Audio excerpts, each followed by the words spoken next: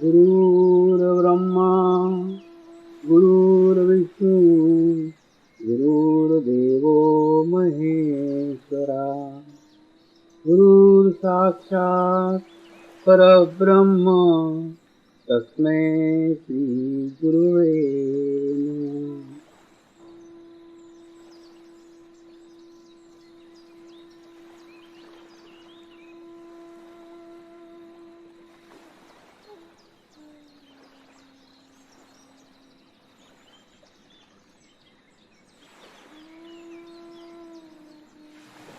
मेरे साथ ध्यान की शुरुआत करेंगे।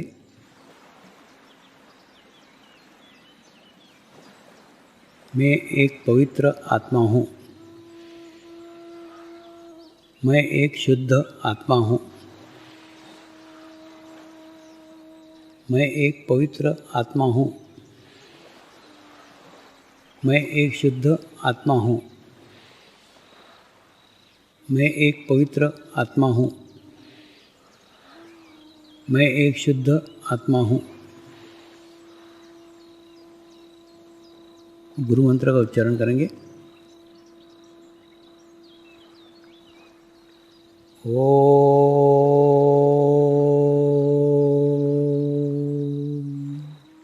श्री शिवकृपानंद स्वामी नमो नमः।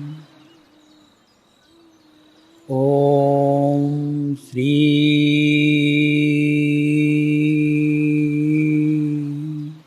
शिवकृपानंद स्वामी नमो नमः। ओम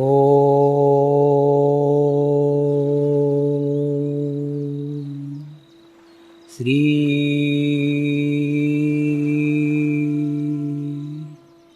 शिवकृपानंद स्वामी नमो नमः। ओम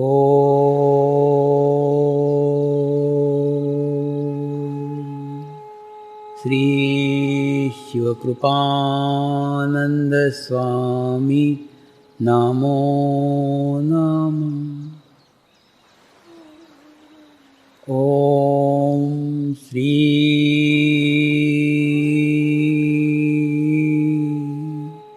शिवकृपानंद स्वामी नमो नमः।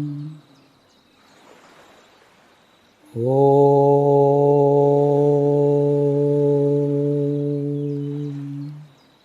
श्री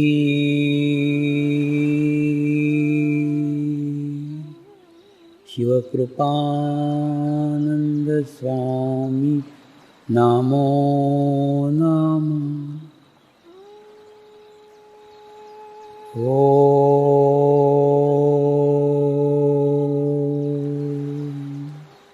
श्री शिवकृपानंद स्वामी नमो नमः। ओम श्री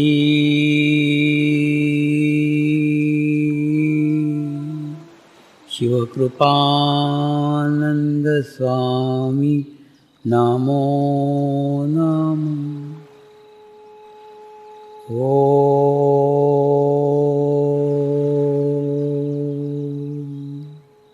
श्री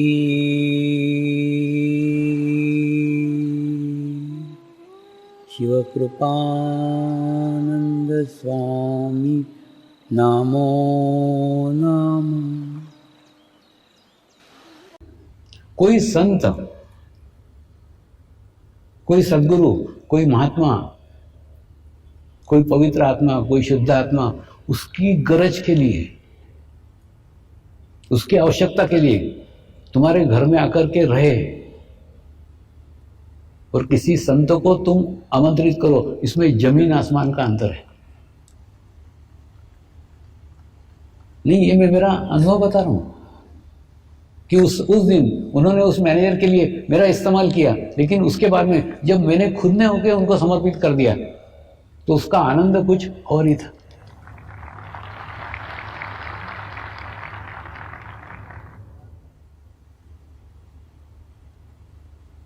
और उसके बाद में धीरे धीरे धीरे धीरे धीरे धीरे एक एक विकास होता चला गया।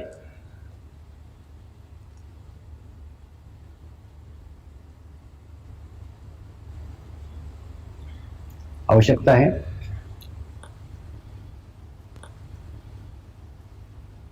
आत्म साक्षात्कार के महत्व को समझने की।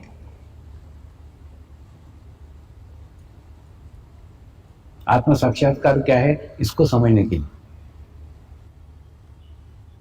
आत्म साक्षात्कार होने के बाद में आपकी अंतर्मुखी यात्रा प्रारंभ हो जाती है।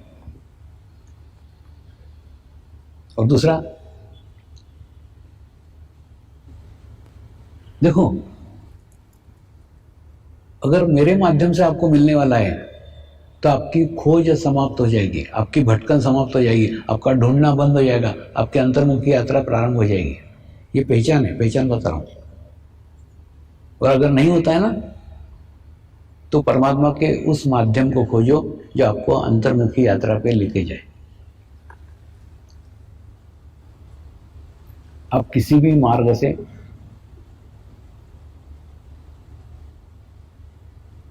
किसी भी रास्ते से मोक्ष के स्थिति तक इसी जीवन काल में पहुंचो, ये मेरी शुद्ध इच्छा है।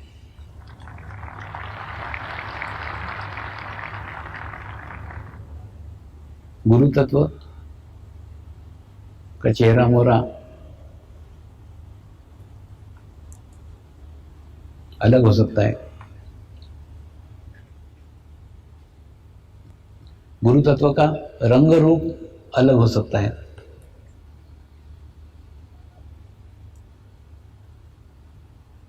लेकिन गुरु तत्व भीतर का एक ही है, समान है।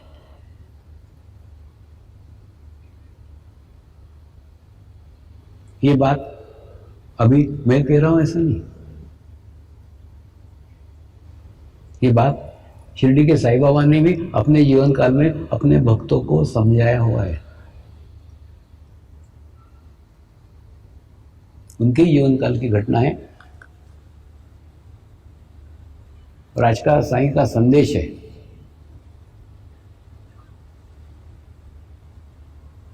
कि सदगुरु के शरीर अलग अलग हो सकते हैं, सदगुरु के शरीर से बहने वाला तत्व गुरु तत्व एक ही है। ऐसी घटना उनके जीवन काल में आई थी।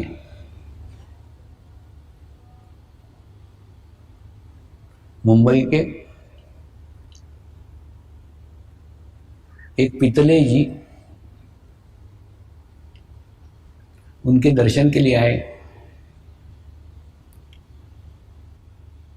द्वारका माई में गए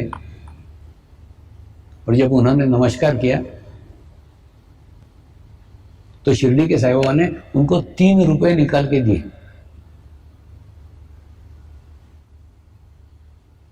और 3 रुपए निकाल के देने के बाद में ये बताया भी,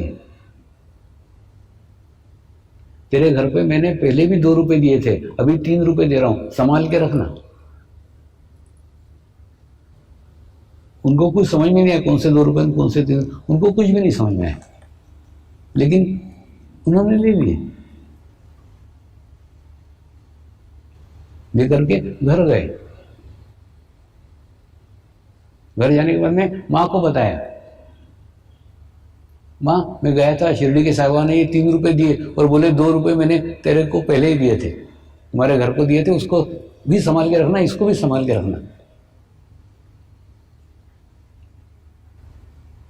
तो उनकी माता जी ने कहा, तुम्हारे पिताजी अक्कलकोट के स्वामी के समर्थ के पास गए थे, उन्होंने उनको 2 रुपए दिए थे, इन्होंने 3 रुपए दिए, तो उन्होंने दिए हुए 2 रुपए भी ये अपने साथ जोड़ रहे हैं, यानी वो और ये एक ही है। ये संदेश, ये मैसेज वो इस माध्यम से देना चाहते हैं।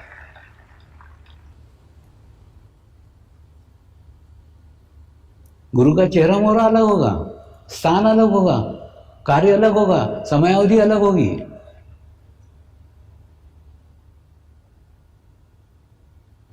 लेकिन तत्व एक ही है।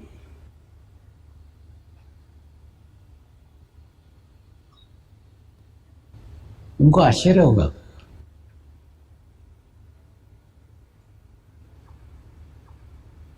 कि साईं बाबा के आशीर्वाद मुझे क्यों प्राप्त हुए, क्यों मिले।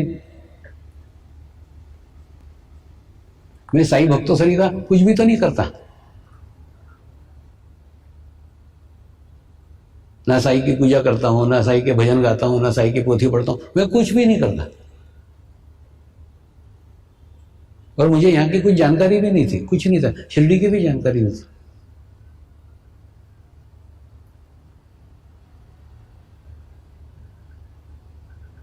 तो मुझसे संबंध कैसे स्थापित हुआ है?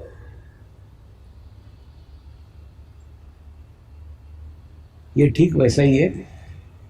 आप कल्पना करो कि आप बाप हो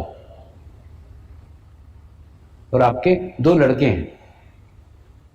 एक लड़का है, वो आपकी खूब चापलूसी करता है, पिताजी आप कितने स्मार्ट दिखते हो ना आजकल, पिताजी आप कितने हैंडसम दिखते हो, पिताजी ये ड्रेस में तो आप बहुत अच्छे दिखते हो, ऐसा करके खूब तारीफ करता है आपकी, लेकिन आपकी एक बात भी सुनता नहीं है। और दूसरा लड़का है जो कोई तारीफ नहीं करता, कोई बातचीत नहीं करता, लेकिन आपकी प्रत्येक बात को सुनता है। आप जो कहते हो प्रत्येक बात करता है। तो आप बताओ ना, आपको कौन सा लड़का पसंद होगा? वो जो आपकी चापलूसी करता है वो, या वो जो आपका कार्य कर रहा है? मैं उनका कार्य करता था, मेरा उनका संबंध कार्य का है। मैं आपको दूसरे उदाहरण से समझाता हूं। अब कल्पना करो कि महाराष्ट्र के अंदर एक अंधा उद्योगपति है, और अंधा उद्योगपति की जब मृत्यु होती है, मृत्यु के समय वो अपना मृत्यु पत्र लिखता है, मेरे मरने के बाद में जो भी व्यक्ति महाराष्ट्र में आके अंधों के लिए कार्य करेगा, मेरी सारी संपत्ति उसको मिल जाना चाहिए। कंडीशन क्या? दो, महाराष्ट्र में आके करना चाहिए क्योंकि उसको महाराष्ट्र से प्रेम है, महाराष्ट्र से प्यार है। दूसरा, उसको अंधों से प्यार है, इसलिए वो बोलता है कि अंधों के लिए आकर के जो महाराष्ट्र में कार्य करेगा उसको मेरी सारी संपत्ति मिल जाना चाहिए।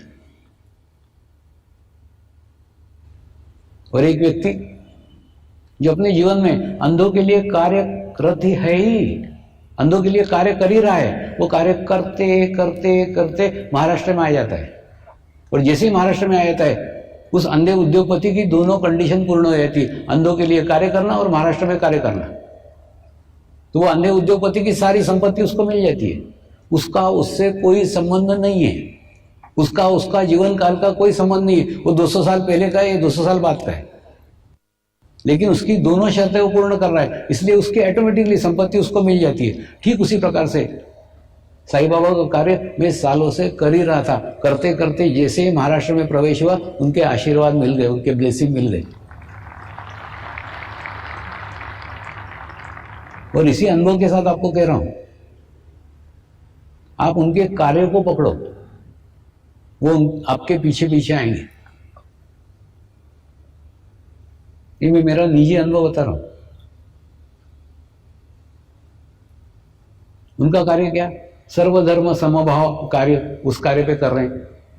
मनुष्य के अंदर की मनुष्यता जगाने का कार्य कर रहे हैं, विश्व के लोगों को एकत्र करने का कार्य कर रहे हैं।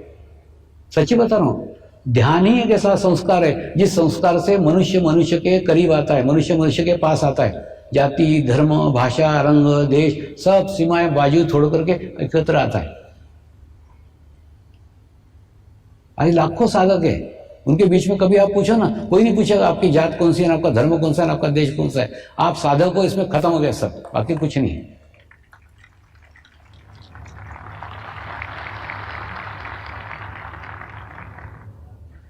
तो मेरा और साईं बाबा का केवल कार्य का संबंध है, जो उनका कार्य है वही का वही। और मुझे उनके कार्य की भी जानकारी नहीं थी, मेरे को उनकी भी जानकारी कुछ भी नहीं। मैं तो मेरा कार्य कर रहा था, लेकिन कार्य करते करते करते, दूसरा एक आपको बताता हूं, कोई भी धर्म का कट्टर व्यक्ति कभी मोक्ष प्राप्ति नहीं कर सकता। क्यों नहीं कर सकता? उसका विशुद्धि चक्र ही पकड़ा हुआ है ना। वो परमात्मा के केवल एक रूप को पकड़ के बैठा है, बाकी रूप को नकार रहा है। आप ना ध्यान करो और ध्यान के उस अवस्था तक पहुंचो, विशुद्धि चक्र से ऊपर जैसे जाओगे ना, तो साईं बाबा के आशीर्वाद, साईं बाबा के ब्लेसिंग आपको खुद मिल जाएंगे।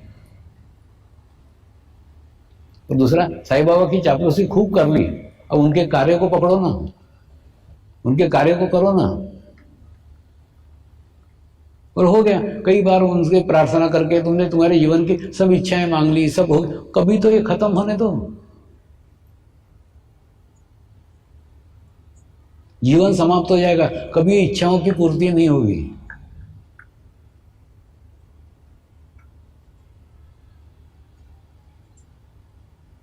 इसलिए कार्य को पकड़ो। मैं कई बार उदाहरण लेता हूं कि जैसे एक गाय को गोला खींच करके ले जाना चाहता है, लेकिन वो नहीं जाती, फिर ग्वाला क्या करता है, उसकी रस्सी फेंक देता है, वो ग्वाले के बच्चे को उठाता है गाय के, और वो आगे आगे चलने लग जाता है, गाय उसके पीछे पीछे आ जाती है।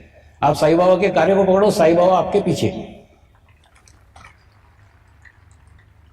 आप साईं बाबा के पीछे मत जाओ, आप उनके कार्य को पकड़ो, आपके पीछे वो रहेंगे। प्रत्येक क्षण आपको अनुभव होगा कि आपके साथ में, आपके पास में, आज्ञा चक्र पे हम सब साईं बाबा के दर्शन करेंगे, अनुभव लेंगे। लेकिन उतनी परिपक्वता, उतनी शुद्धता, उतनी संवेदनशीलता आप आपके अंदर निर्माण करो ना।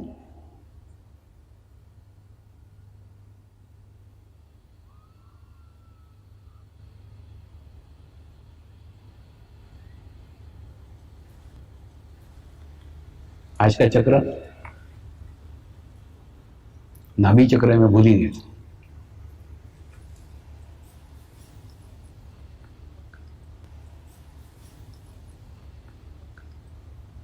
नाभि चक्र का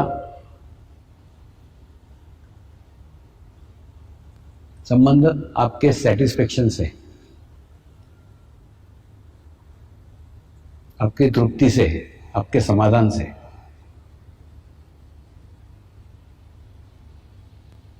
मैं उपभोग का विरोधी नहीं हूं, लेकिन उसी में चित्त डाल के अपने नाभि चक्र को खराब करने के विरोध में हूं। कैसे आपको बताता हूं। जैसे मेरे को कार खरीदना है, मेरे को कार खरीदना है, ऐसे 2 साल तक तुम सोच रहे हो, लेकिन कार नहीं ले पा रहे हो, तो उससे क्या होगा, तुम्हारे अंदर एक अतृप्ति निर्माण हो जाएगी। और 2 साल में अतृप्ति निर्माण होने के बाद में अतृप्ति का स्वभाव बन जाएगा। 2 साल बाद तुम मारुति कार खरीद भी लोगे तो भी तुमको लगेगा नहीं, ये तो छोटी है, फिर और बड़ी होना चाहिए। बड़ी भी लोगे, और बड़ी होना चाहिए, और बड़ी होना चाहिए।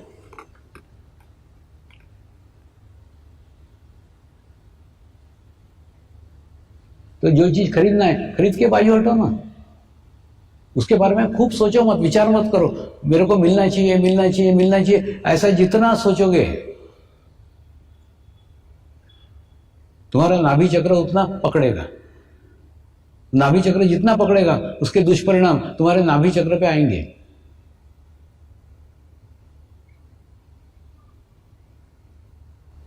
नाभि चक्र का संबंध पति पत्नी के रिलेशंस के साथ भी है। कई पत्नियां मेरे को अपने पति की कंप्लेंट करते रहती है, पति ऐसा है, पति वैसा है। मैं उन पत्नियों को बोलता हूं, तू उसको छोड़ दे, तू तेरा ध्यान कर, तू तेरा ध्यान करेगी, वो ऑटोमेटिकली सुधर जाएगा। या कई लोग पत्नियों की शिकायत करते हैं, उनको बोलता हूं तू उधर चित्त मत डाले, उसको सुधारने में तेरे बिगड़ने के चांसेस है। तुम अपने पार्टनर को सुधारने का कोशिश ही मत करो, कोशिश करोगे तो तुम भी बिगड़ जाओगे। सबसे आसान तरीका है, तुम ध्यान करो, मेडिटेशन करो। पति पत्नी का संबंध यूट्यूब तरीका है। साइंस के लैब में यूट्यूब रहती कि नहीं, उसके अंदर अगर 100 ग्राम पानी डालो तो 50 ग्राम पानी दूसरे ट्यूब में चला जाता है। तो उसी प्रकार से पति पत्नी का संबंध यूट्यूब जैसा है। एक का स्थिति हो गया तो दूसरे का स्थिति ऑटोमेटिकली हो जाएगा। तुम उसको सुधारने की कोशिश मत करो, अपने को सुधार लो, दूसरा सुधर जाएगा। कैसे, मैं आपको 2 उदाहरणों से समझाता हूं।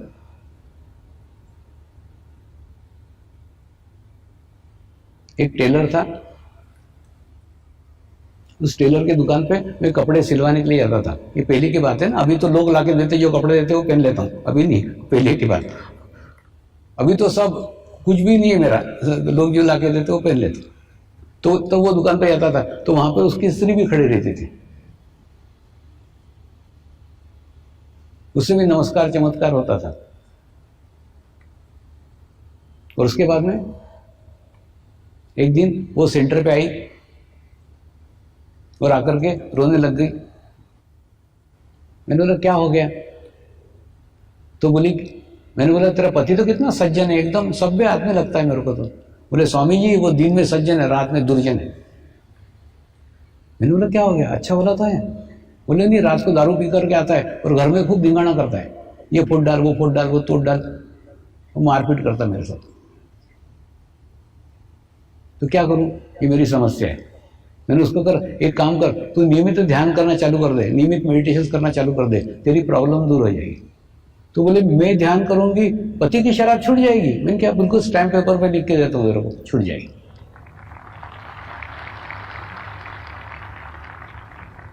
तो रेगुलरली सेंटर पे आने लग गई, रेगुलरली ध्यान करने लग गई। 45 दिन तक ध्यान भी किया, अनुष्ठान पूर्ण किया।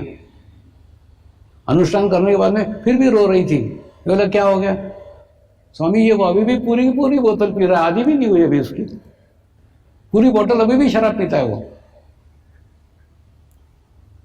मैं तो रेगुलर ध्यान करती हूँ। मैंने उसको कहा तू ध्यान करती है लेकिन तेरा चित्त तो शराबी पति में है ना। अब तू बता, तेरे ऊपर तू इत्र की बोतलें डाल रही है और तेरी नाक तूने गंदे नाली में डाल के रखी, तो तेरे को बदबू आएगी कि खुशबू आएगी? तो बोले बदबू आएगी। मैंने बोला क्यों? क्योंकि मैंने नाक जहां से खुशबू या बदबू आती है वो नाली में डाली इसलिए। बिल्कुल ठीक ऐसा ही 45 दिन के ध्यान करके तो अपने ऊपर अच्छा वाइब्रेशंस ले रही है, लेकिन तेरा चित्त कहाँ है, तेरा अटेंशन कहाँ है? वो शराबी पति में। तो जब तक तू उसमें से चित्त नहीं निकालती उसकी शराब नहीं छूट सकती। फिर उसके कुछ समझ में आया, उसने पति में से चित्त निकाला और ध्यान करने लग गई, मेडिटेशन करने लग गई। तो एक दिन क्या हुआ, स्कूटर से उसका पति छोड़ने को आया था और वो आता था, कई बार आता था, स्कूटर में बाहर सिगरेट फूकते हुए बैठता था। एक दिन क्या हुआ, जोर से पानी आ गया। पानी आ गया तो कहाँ जाए, वो भी घुस गया सेंटर के अंदर। सब लोग ध्यान कर रहे थे, वो भी पीछे बैठ गया, वो भी ध्यान करने लग गया। ध्यान करने के बाद में जब ध्यान समाप्त हो गया तो मेरे पास आया, स्वामी जी आज मैंने भी ध्यान किया। इनकी अच्छी बात है। स्वामी जी मुझे बहुत अच्छा लगा। इनकी अच्छी बात है। स्वामी जी मैं भी ध्यान करना चाहता हूँ। इनके करना, किसने रोका है? स्वामी जी मैं रात को दारू पीता हूँ। इनके रात को दारू पिया कर, सवेरे ध्यान किया कर। तो बोले चलेगा, मिलके दौड़ेगा। इनके आगे आए मेरे चक्कर में। तो उसके बाद में दूसरे दिन से वो सुबह ध्यान करने आने लग गया, ध्यान करने आने लग गया। और बाद में धीरे धीरे वो शराब पीता था ना तो उल्टी हो जाती थी। एक बार हो गई, 2 बार हो गई, 3 बार हो गई। और कभी शराब पीने बैठता तो ग्लास के अंदर स्वामी जी नजर आते थे। दुकान देखता, दुकान बंद मिलती थी। ऐसे उसके अलग अलग कारण से उसकी शराब छूट गई। वो बोला शायद मेरे को आजकल हजम नहीं होती, पीता हूं तो उल्टी हो जाती है। क्या होता है मालूम है? जब आपका नाभि चक्र विकसित हो जाता है ना, कोई भी विजातीय तत्व जो शरीर के लिए उचित नहीं है तुम लोगे तो वो बाहर फेंक देगा, आपको उल्टी करा देगा।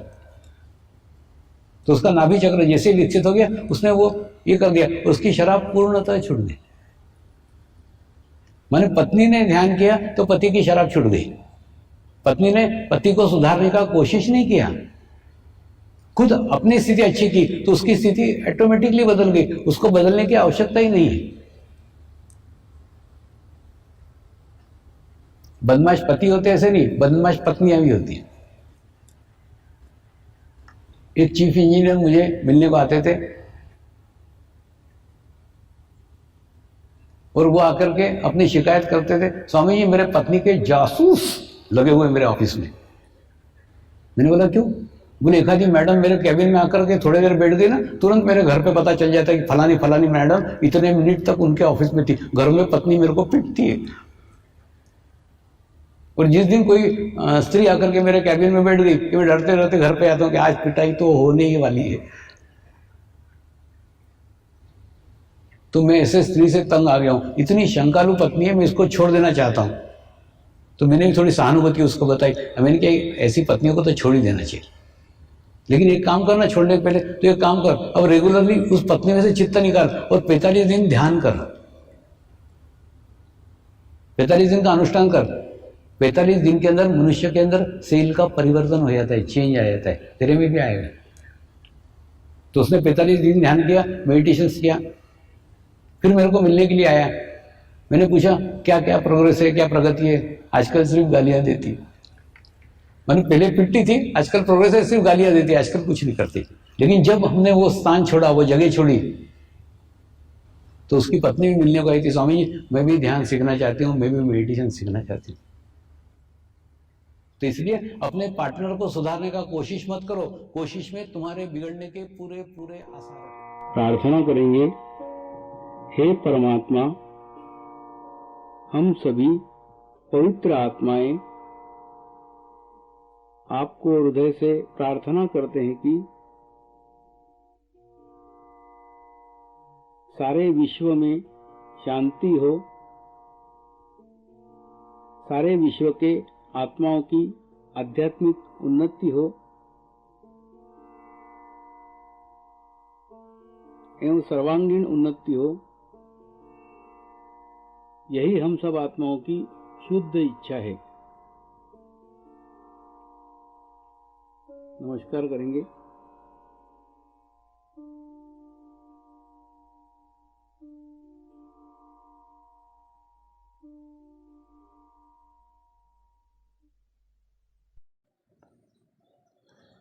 हे परमात्मा,